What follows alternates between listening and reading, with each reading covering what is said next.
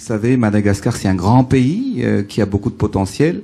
Comme je le disais tout à l'heure, il faut utiliser les ressources naturelles. Et c'est pour cette raison que sur les 119 districts, nous allons mettre en place 47 districts équipés de parcs éoliens, de parcs solaires, excusez-moi, jusqu'à la fin de l'année. Donc c'est un grand pas, un grand défi pour Madagascar.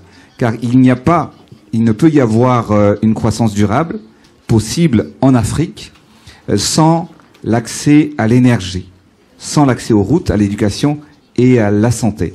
Donc l'AGIA, étant au cœur de ces problématiques continentales, doit permettre d'accélérer l'accès au financement, la promotion des solutions financières mixtes et donner la priorité aux États insulaires et vulnérables, mais surtout sur le continent africain. Comme vous le savez, quand on parle de l'énergie verte ou l'infrastructure verte, c'est un sujet qui me tient particulièrement à cœur.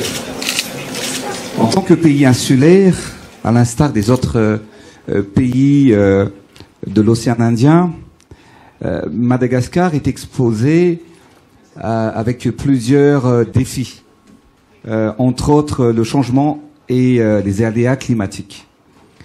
Quand on parle de changement climatique et des aléas climatiques, bien évidemment, on parle de la sécheresse, des inondations et des cyclones. Et à Madagascar, rien qu'en 2022, nous avons subi 4 cyclones consécutifs.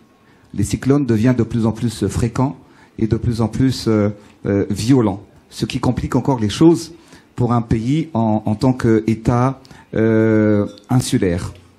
Vous savez, à titre d'information, que le coût de gestion des risques climatiques représente 1% du PIB, qui est vraiment énorme, Monsieur le Président.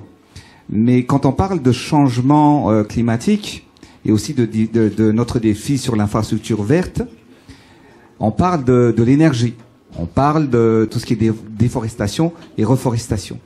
En ce qui concerne l'énergie, Madagascar actuellement utilise encore de l'énergie fossile, ce qui augmente le coût de production de l'énergie à Madagascar. Mais surtout, quand on parle de changement climatique, le président Nana Akufo-Addo tout à l'heure avait aussi évoqué l'utilisation du charbon de bois pour faire cuire le repas.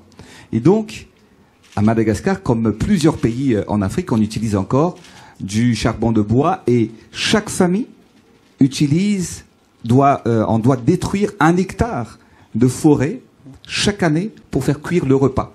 Donc il faudrait des financements sur, bien évidemment, une énergie alternative pour faire cuire le repas. Et nous, à Madagascar, pour en revenir sur l'énergie, Dieu nous a donné le soleil, l'eau et le vent, dont on peut produire et transformer en énergie. Ceci dit, ce qui se passe actuellement, comme Madagascar et plusieurs pays sur le continent africain, le développement tant attendu par la population n'est toujours pas au rendez-vous. Et quand il manque de l'énergie, on ne peut pas développer un pays également. Donc c'est pour cette raison que nous avons lancé le défi.